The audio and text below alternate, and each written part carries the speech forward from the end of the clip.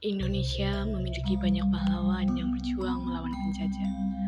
Salah satu pahlawan perempuan yang gagah berani adalah Nyi Ageng Serang, seorang pejuang tangguh dari Jawa Tengah yang mengukir sejarah dalam Perang Diponegoro melawan Belanda.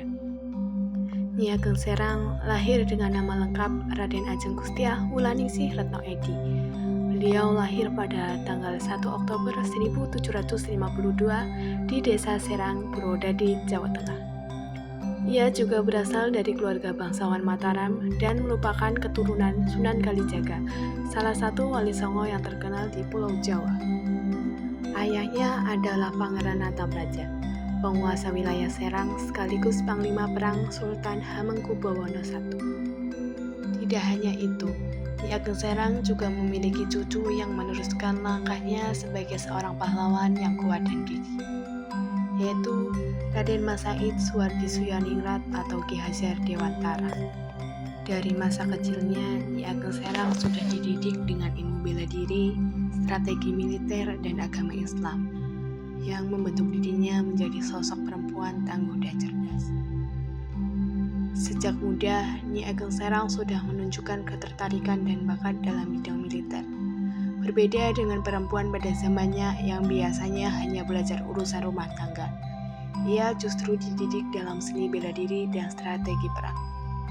Hal ini membuatnya menjadi sosok perempuan yang kuat dan cerdas, siap untuk menghadapi tantangan besar yang akan datang dalam hidupnya. Di keraton, ia menerima pendidikan yang baik dan berkembang, menjadi sosok perempuan yang cerdas, berbakat, tapi juga memiliki karakter yang tangguh. Beliau juga merupakan seorang wanita yang rajin dalam mengikuti latihan militer dan pandai menyusun strategi perang.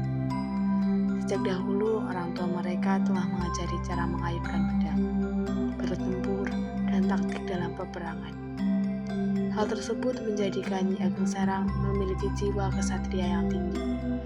Kemudian Nyi Ageng Serang mewariskan jiwa kesatria tersebut kepada masyarakat Serang, sehingga masyarakat Serang sangat taat kepada Nyi Ageng Serang ketika melawan penjajah. Pendidikan yang diterimanya juga menanamkan nilai nasionalisme dan patriotisme yang kuat, yang kemudian menjadi benih awal tumbuhnya semangat nasionalisme di kalangan pesantren dan masyarakat Jawa.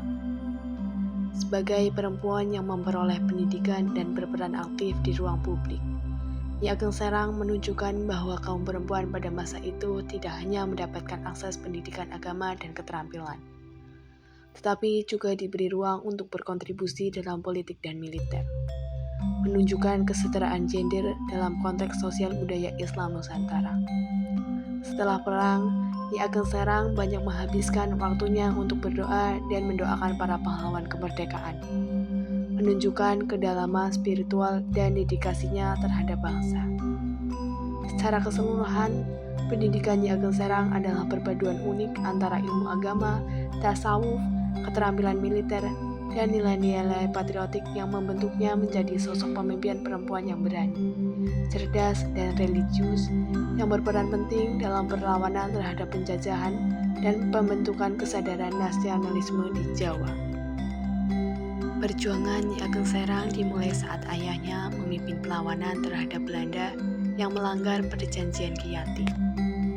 Saat ayahnya jatuh sakit, Nyi Ageng Serang mengambil alih kepemimpinan pasukan dan memimpin pertempuran melawan penjajah Belanda.